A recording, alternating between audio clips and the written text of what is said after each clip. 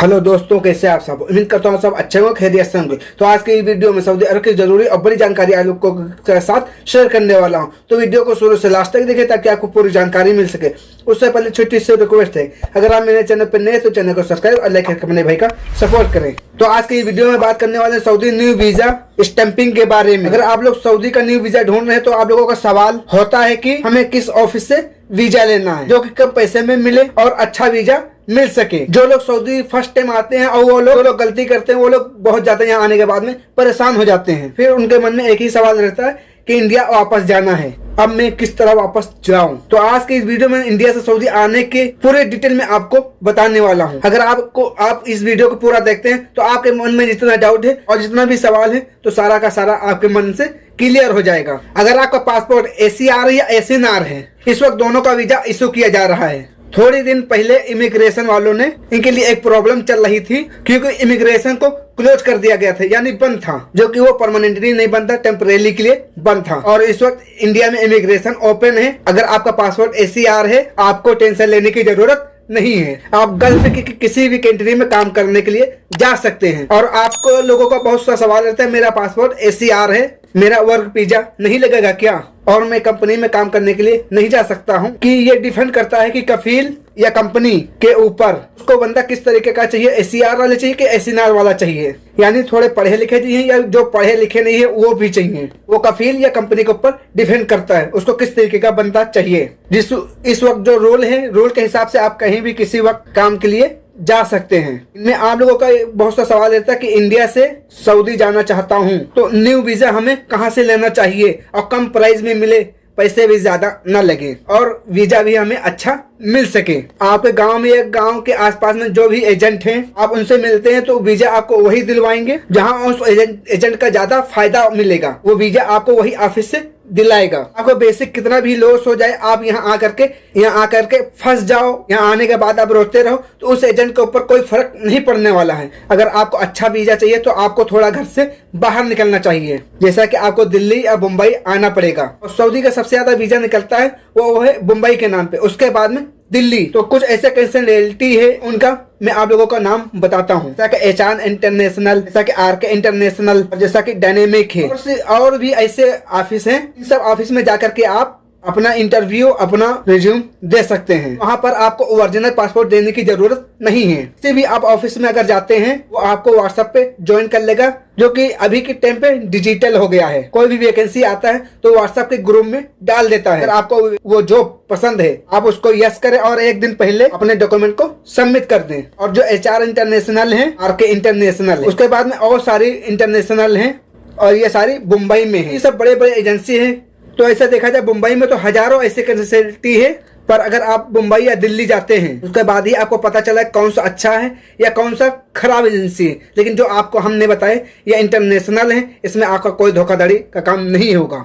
या आप जिस रास्ते पर निकलते हैं, यानी आप जिस काम पे निकलते हैं, जिस काम पे जोर डालते हैं, तो उस लेन के बारे में आपको पूरी जानकारी हो जाती है। आप जैसा कि फेसबुक में या कोई किसी में देखते होंगे, हेडलाइन पे लिखते हैं कि मैंने इतने बंदे को भेजा है, तो उस ऑनलाइन के चक्कर में ना रहें। आप ऐसे ऑफिस पे ऐसे लोगों पर ट्रस्ट ना करें जब तक आपको पूरी जानकारी ना मिल सके। जो भी बड़ा बड़ा कंसल्टेंसी है उनका फिक्स होता है 50,000, 55,000 या 20,000, या हद से ज्यादा होता है 60,000, उससे ज्यादा नहीं होता है। जो थर्ड पार्टी एजेंट है, अगर वो भी आपको उसी ऑफिस से काम कराता है और आपसे 80,000 ले लेगा और आधी बात आपको बताएगा, आधी छुपा लेगा, तो आपको ये पता नहीं चलेगा कौन से मुसस्से में भेज रहा है या कौन सी कंपनी भेज रहा है। सऊदी का अगर आप वीजा लगाते हैं या कंपनी या मुसस्से का, अगर वो आपको क्लियर तरीके से बता दे रहा है ये इस कंपनी में जा रहे हैं या मुसस्से में जा रहे हैं, अगर वीजा उसी कंपनी के नाम है तो समझ लो जनवन है, असली है। अगर कंपनी का नाम बोल करके किसी नाम का वीजा लगा दे, इसका मतलब समझ लो वो फ्रॉड है और वो जेन्युइन नहीं है। जो भी कंपनी का अगर आपको पासपोर्ट में वीजा लगता है